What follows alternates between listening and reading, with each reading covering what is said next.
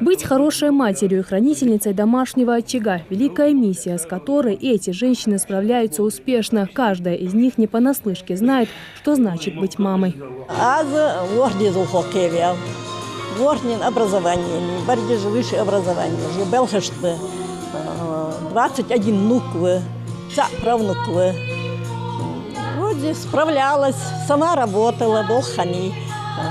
Тоже орси был бэб, текач был бэш хани.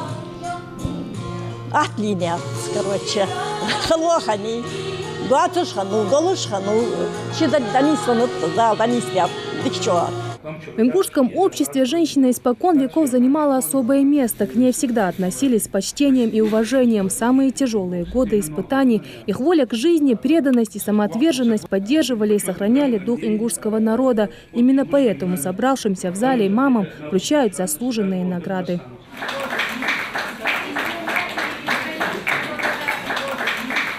В числе награжденных и Хава Чапанова, мама 4 детей, каждый из которых, уже найдя свое место в жизни, тоже стали родителями. Так что заслуженный работник нефтехимии, уйдя на пенсию, дарит свое тепло 17 внукам и 2 правнукам. Это я считаю своим долгом. Раз я появилась на свет, я должна что-то оставить след на этой земле. Поэтому я считаю, это правильно, когда есть дети, когда их воспитывают, когда за ними смотрят, когда их учат, когда все у нас в жизни получается, это все правильно. Желаю молодым матерям быть такими же достойными матерями, как их старшие матери, бабушки, и продолжать их достойное дело воспитания хороших людей на нашей земле. Цветы, улыбки, музыкальные композиции – все в этот день для них, прекрасных мам.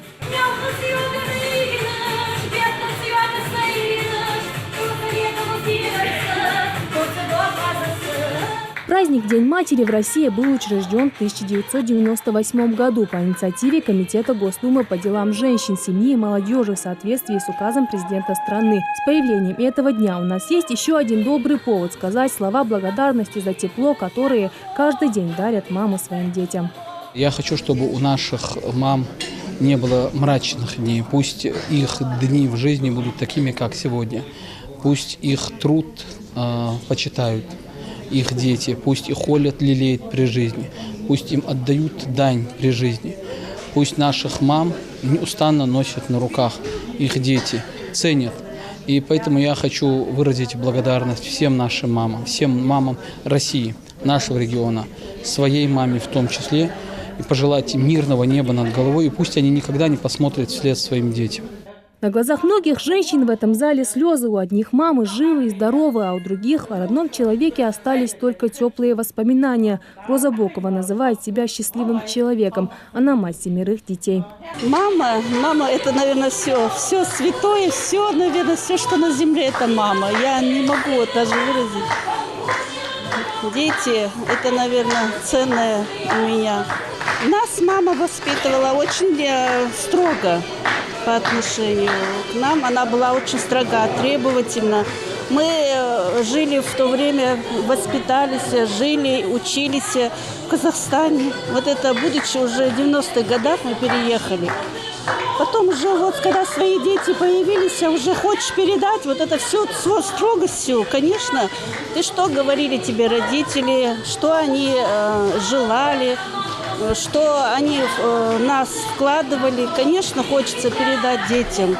Неважно, сколько лет человеку, мамино доброе слово, ласковый взгляд, мудрый совет нужны и ребенку, и взрослому. В их нежных руках наше благополучное будущее, за которое сегодня их восхваляют.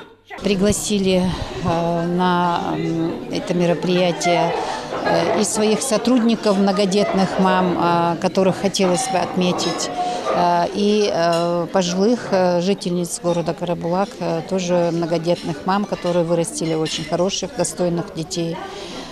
И пригласили наших молодых мам, которые все-таки, я считаю, очень мужественные женщины, у которых тоже есть 6, 7, 8 детей, которых обслуживает наша детская консультация. Хотелось бы тоже сделать небольшое такое обращение, чтобы о своих мамах все помнили только один раз в году, когда это посвящен этот день, чтобы помнили об этом каждый день. И в такие моменты каждый раз не будет лишним, чтобы лишний раз позвонить своей маме, лишний раз сказать ей доброе, ласковое, нежное слово. Если существует на свете понятие «тайна материнского сердца», то это сердце, в котором хватает любви для всех. И пока родители живы, мы всегда остаемся детьми. Шарадат Кулухоева, Магомед Даскиев, Новости 24.